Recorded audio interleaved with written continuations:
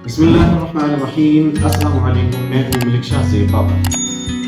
Saudi अरब के अंदर जो भिखारियों के खिलाफ ऑपरेशन होने जा रहा है वो बहुत ही सख्त तरीन होने जा रहा है। जी, मेरी जो ये वीडियो है, कोशिश कीजिएगा अगर कोई जानने वाले या आपको किसी के ऊपर कोई शक हो कि ये सऊदी अरेबिया में जाकर उम्र के ऊपर जाकर भीख मांगता है या उसका कुछ ऐसे लोगों के साथ उठना बैठना है, तो रिक्वेस्ट है कि मेरी ये वीडियो उन तक ज़रूर पहुंचाइएगा और मेरी इस वीडियो को ज़्यादा से ज़्यादा शेयर कीजिएगा ताकि इस पैगाम को ज़्यादा से ज़्यादा लोगों तक पहुंचाया जा सके।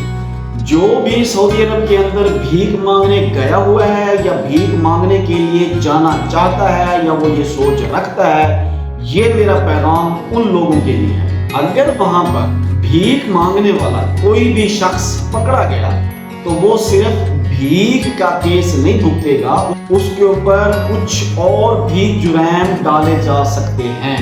जी, ये मामला अब इतना सादा नहीं रहा, क्योंकि अगर सऊदी अरब की पुलिस आगाही मुहिम चला रही है तो इसका मतलब ये है, इसके पस पर्दा ये शक किया जा सकता है कि या तो कोई बहुत बड़ा नेटवर्क पकड़ा गया है, या कुछ बड़ा हो चुका है, या कुछ बड़ा होने वाला है, जिसकी वजह से उन्होंने इतनी सख्त मुहिम चला रखी है।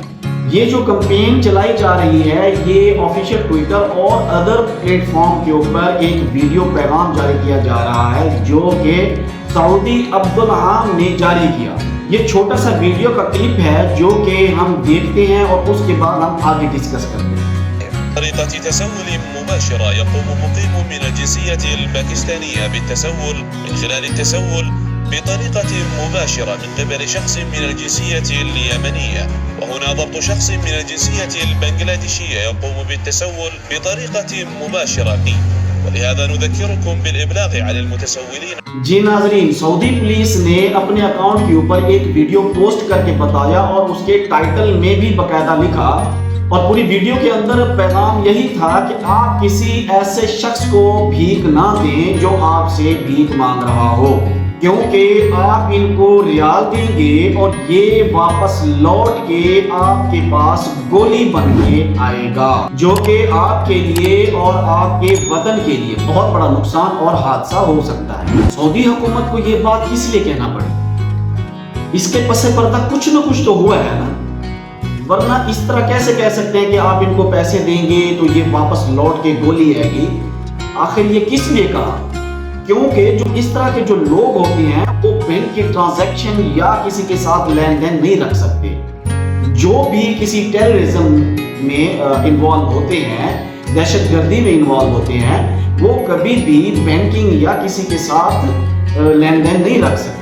इसी तरह भीख मांगना, चंदे लेना और मस्जिदों में, चौराहों पर जगह जगह इन्होंने भीख मांगने के लिए जगह बनाई होती हैं।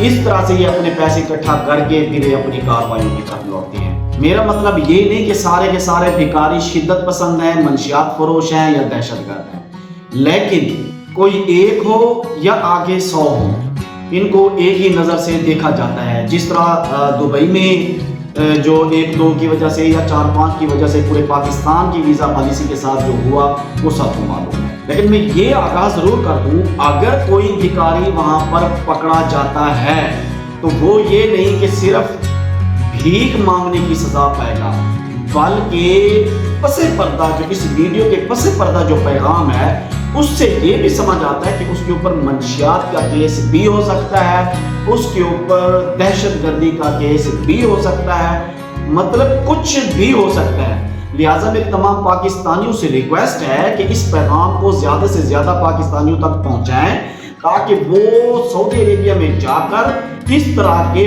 ओछे हथकंडों से दूर रहें और अपने मुल्क का नाम बर्बाद ना करें। जो मेहनत कश लोग हैं वो मेहनत करके अपने मुल्क का नाम ऊंचा करते हैं और इस तरह के भिखारी और बदतरीन लोग जाकर अपने ही मुल्क का नाम बर्बाद करके आ जाते हैं। मेरा ये पैगाम तमाम लोगों तक जरूर पहुंचे। अपना ख्याल रखा करें, दुआओं में याद रखा करें। मुझे दीजिए इजाजत। अल्लाह हाफिज।